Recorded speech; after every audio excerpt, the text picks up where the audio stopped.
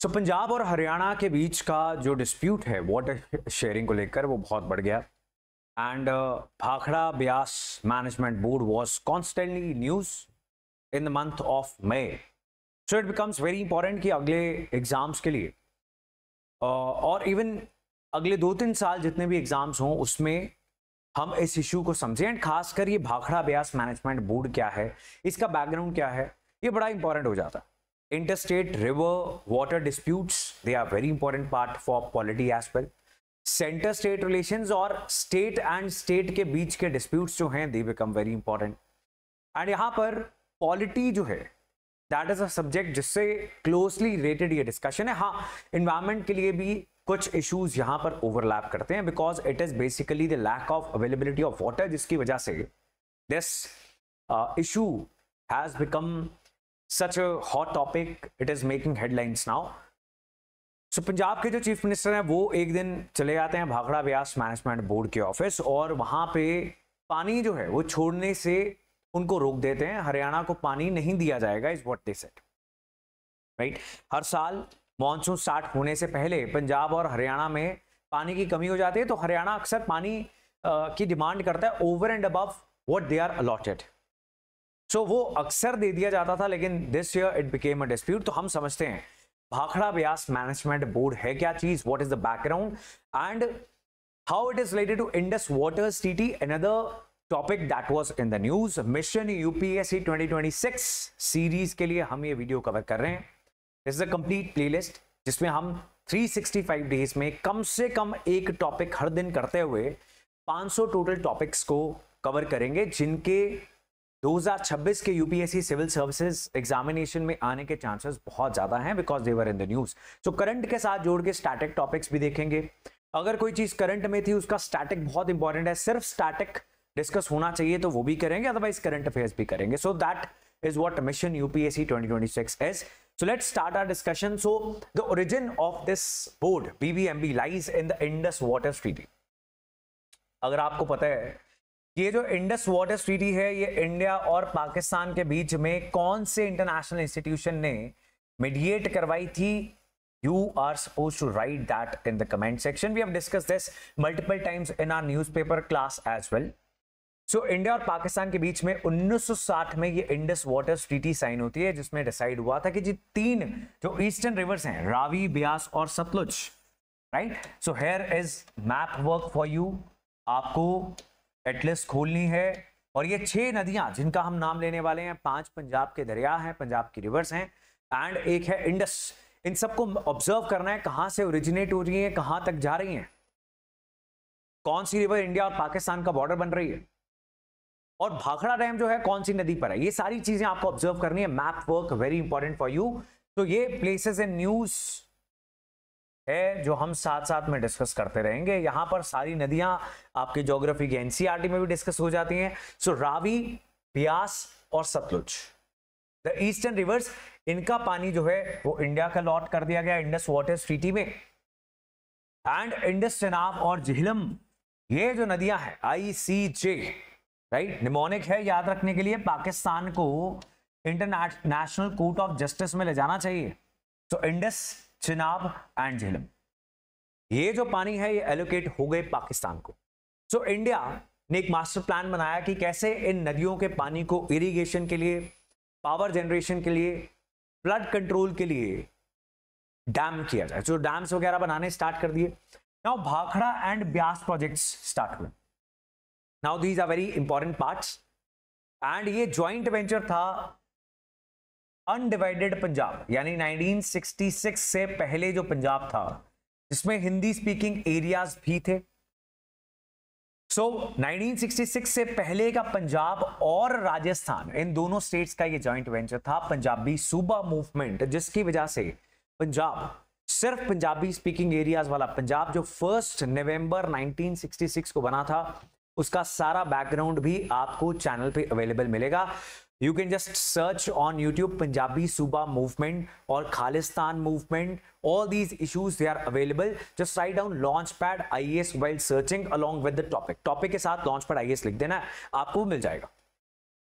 Right? So Bhakhara and Byas projects form a major part of this plan. and were established as a joint venture of Punjab and Rajasthan before 1966. उसके बाद पंजाब बन गया as a result of Punjabi Suba movement, Haryana अलग हो गया. सो Bhakra management board बनाया गया था as per the Punjab reorganisation act, जिस एक्ट को बना के पंजाब को बनाया गया था सिर्फ Punjabi speaking areas, Haryana Hindi speaking areas अलग कर दिए गए थे, और पहाड़ी एरियाज, द हिली एरियाज जहां पर हिंदी बोली जाती थी, हिमाचल, उसको अलग कर दिया गया था. 1971 में हिमाचल भी स्टेट बन जाएगा.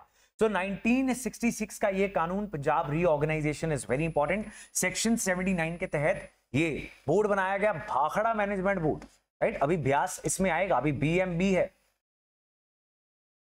So the operation, maintenance, administration of Bhakhada Nangal project was handed over to Bhakhada Management Board on 1st October 1967 after the reorganization of Punjab. इसके बाद ब्यास प्रोजेक्ट का भी काम पूरा हो गया, और जो इसकी कंस्ट्रक्शन के लिए ब्यास कंस्ट्रक्शन बोर्ड बनाया गया था, उससे कंस्ट्रक्शन पूरी होने के बाद इस प्रोजेक्ट को भी हैंड ओवर कर दिया गया for operation, administration, management to the Bhakra management board itself, and this led to the creation of Bhakra Beas management board. 1976 में बन गया बीबीएमबी, राइट. तो ये सारी इसकी हिस्ट्री है.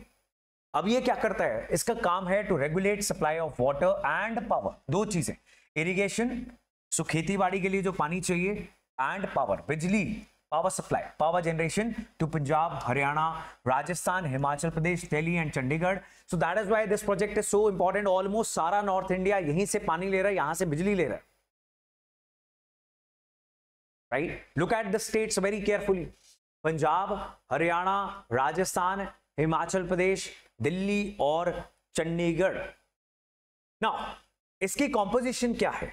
There is a chairperson and there are 2 whole time members, right?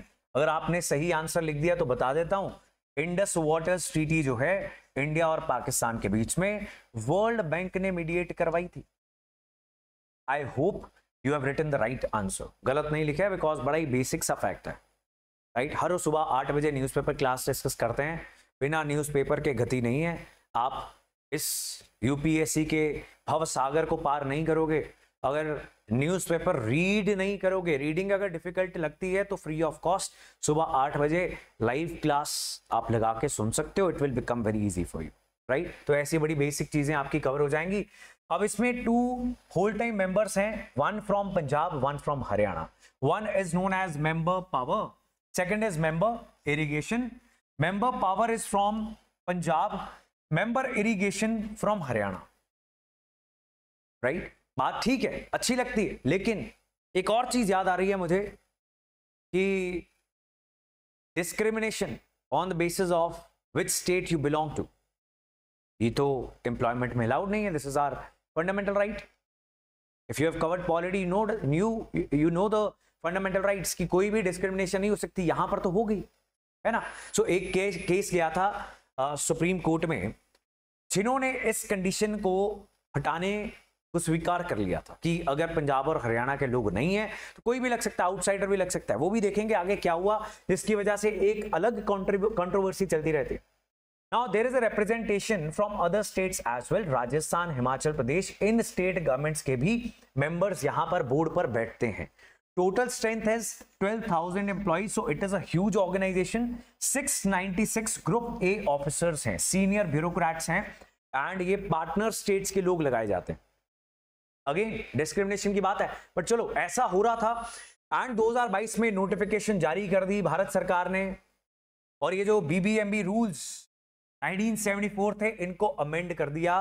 तो whole time members जो हैं वो सिर्फ पंजाब और हरियाणा के नहीं होंगे, वो कहीं से भी हो सकते हैं.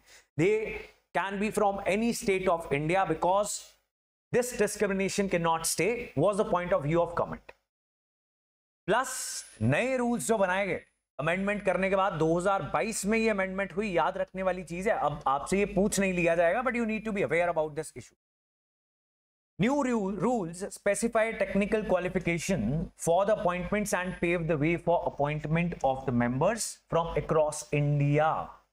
Plus कुछ और eligibility को सख्त कर दिया गया, और engineers, fraternity, farmers, politicians, everybody from Punjab and Haryana, they were not very happy about it. खासकर पंजाब, because हरियाणा में बीजेपी की ही सरकार थी जिसने इस अमेंडमेंट को लाया था. नाउ इंजीनियर्स ने पॉइंट आउट किया कि आपने एलिजिबिलिटी क्राइटेरिया बहुत ही सख्त कर दिया. It will become very difficult for any engineer to get appointed from the states. तो आपको पूरे इंडिया में ढूंढना ही पड़ जाएगा.